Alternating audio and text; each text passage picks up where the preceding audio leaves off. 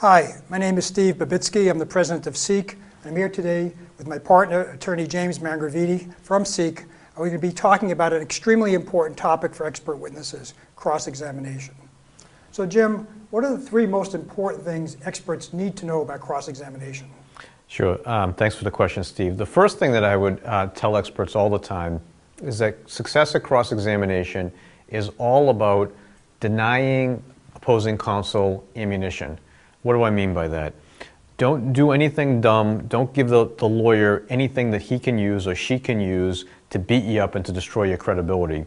The way that I like to explain it is that if we have the goods on somebody, if we have the goods on an expert witness, I could teach my little daughter Katie, who's going into 4th grade, she's 9 years old, how to successfully destroy an expert witness on cross-examination, because it ain't hard. So don't give me that ammunition. Number two, tell the truth and don't be evasive, or we also like to say defensive. Because the minute you're evasive and you're defensive, it looks like you have something to hide, it looks like you have a dog in the hunt, you just don't appear to be truthful. So you're better off telling the truth, which is your legal duty, but you're also going to appear more credible by giving in some points as opposed to fighting everywhere. The third thing, which is one of the hardest things that we teach expert witnesses, is you have to actively listen to the question. If you don't actively listen to the question, bad things are going to happen on cross-examination. So Jim, can you give me some examples by role-playing about these points that you've just made? Are you asking me to cross-examine you? Please. I would be delighted. Why don't you have a seat? So let's talk about ammunition first. And this is a true example that we've adapted from a course that we did down in Florida a few years ago with a federal judge.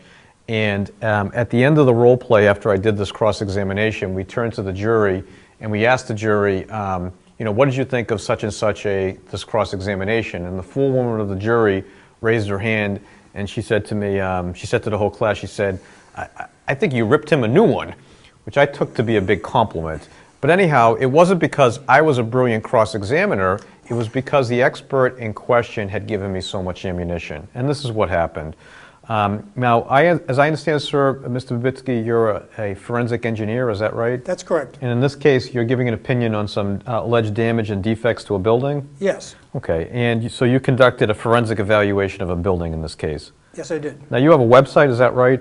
We do. And on that website, you published an article, quote, 10 things every expert should do on every forensic evaluation of a building. Isn't that right, sir?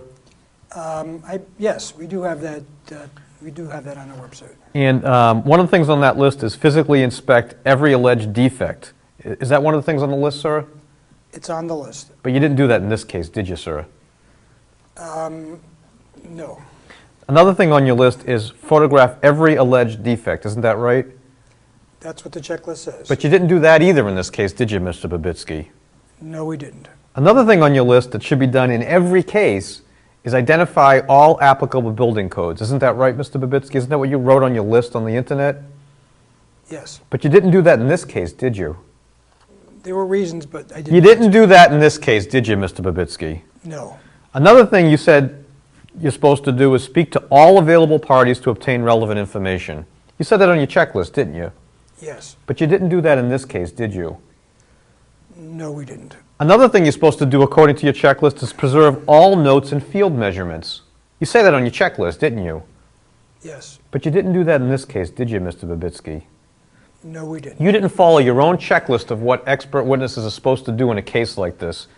You had 10 things on that checklist. You only did half of them, 50%, right?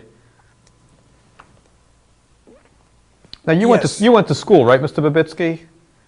Yes, I did. If you score 50% on an exam, is that a passing grade or a flunking grade? It's usually a flunking grade. Thank you very much.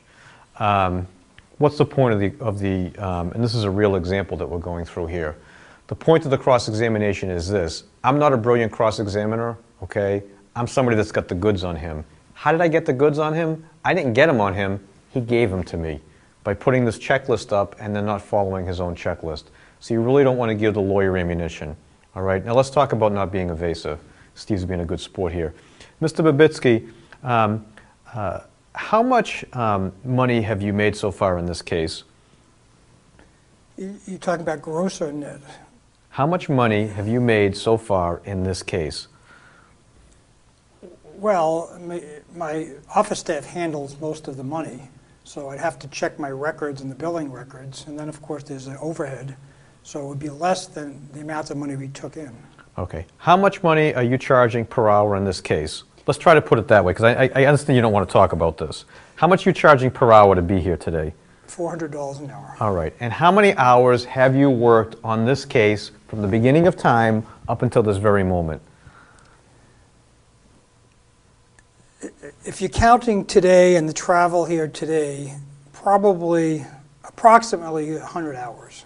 Okay. So is it fair to say that you've earned over $40,000 on this case to date? Is that a fair statement?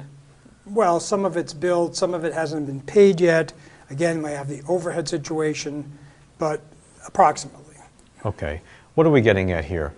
The more he's evasive, the more he's defensive about the money, the more it emphasizes it to the jury. You're better off just saying, I make $400 an hour, I've billed approximately $40,000 to date, and force the cross-examining attorney to move on. You're emphasizing things by being defensive, and you're emphasizing things by being evasive. Now, the last thing that we're going to talk about, which Steve would agree with me, is one of the hardest things that we teach for experts, is to actively listen. And I'll give you a very quick demonstration of that. Mr. Babitsky, we're going to go talk more about fees again, okay? Because I really haven't had my fill of fee questions with you. Now, how much, Mr. Babitsky, are you being paid for your fraudulent testimony here today? $400 an hour.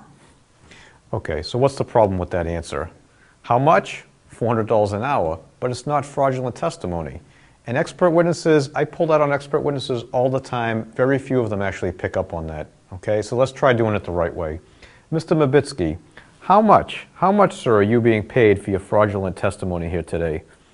Well, first of all, I'm not offering any fraudulent testimony. Second of all, I'm not being paid for my testimony, so I'm being paid $400 an hour for the work that I'm doing on the case. Big difference, right?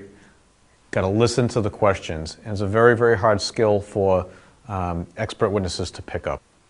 Jim, what resources does SEAK provide to help expert witnesses with cross-examination?